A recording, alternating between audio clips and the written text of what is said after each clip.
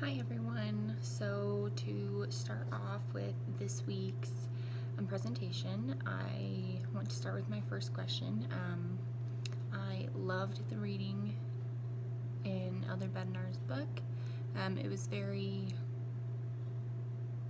enlightening and I just learned a lot from it. But my first question was, how can I improve the atmosphere in my home to promote learning? Well, I think one way, the easy answers, is to rid the home of distractions. Just take out what you don't necessarily need. Like maybe it's an activity that you just do too much of, take it out. Pray and read scriptures.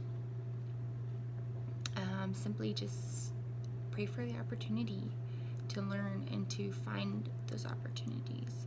And I think having that time of reading scriptures is a big thing that can help us because it sets that time to do that. Being an example, I think that one is huge, especially for kids. I have a 1-year-old and she is copying everything we do, and it's just really opened my eyes that I need to be an example in reading my scriptures and pray.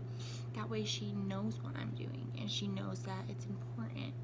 And if I just show her that learning is important in our lives and that we should constantly do it, hopefully she will see that and she will realize it and want to do it herself. Put aside time to ask questions.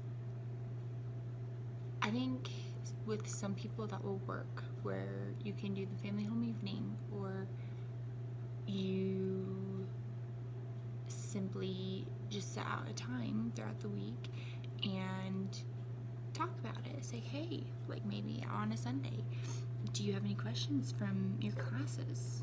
Simply just putting it out there. How do you know if you're intelligent? That's a hard thing. I think that comes with a lot of constant reflection on yourself and the atonement. You simply just have to see where you are at. Like every week when we take the sacrament and we use the atonement, we should take that time to reflect and be, okay, what can I do better? Like, am I living the way I need to? And the reason I say that is because Elder Bednar said, if you and I are intelligent, we will consistently do the right things, knowing that the gospel is true and true is important, good, and necessary. Intelligence is consistently being true to the gospel that we know. So what he's saying is, when we put forth the actions that prove our knowledge and understanding, then that is when we are intelligent, and when we consistently do that. And that's why I say, when we take the sacrament, we should consistently reflect and make those choices to match up with what we know. Should I feel the Holy Ghost during my studies in college, even though I believe it's right and true? Yes. I don't necessarily think that you're gonna have big spurt of spirit every time you're doing your studies or you're doing an assignment. I don't think that's like usually how the Lord works, because he's not there to hold our hands, you know. He's there to help us, but not to hold our hand the whole way. And so I think that if we feel that like this is what we should be doing, that this is the right thing, I think that's a huge part in that.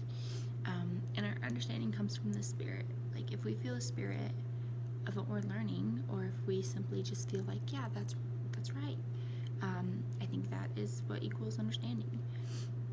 Our goal in this life is to learn, and college equals learning. So therefore you are doing what the Lord wants, because you're learning about this life. We only take the knowledge and relationships we have in this life to the next life. Also, the glory of God is intelligence.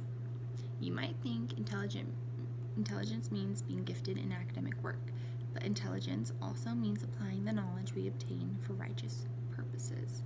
And I think that's really important, is that we need to make sure we're doing it for righteous purposes and to make sure it's the best choice, not just the okay choice with that. And that we consistently apply what we know.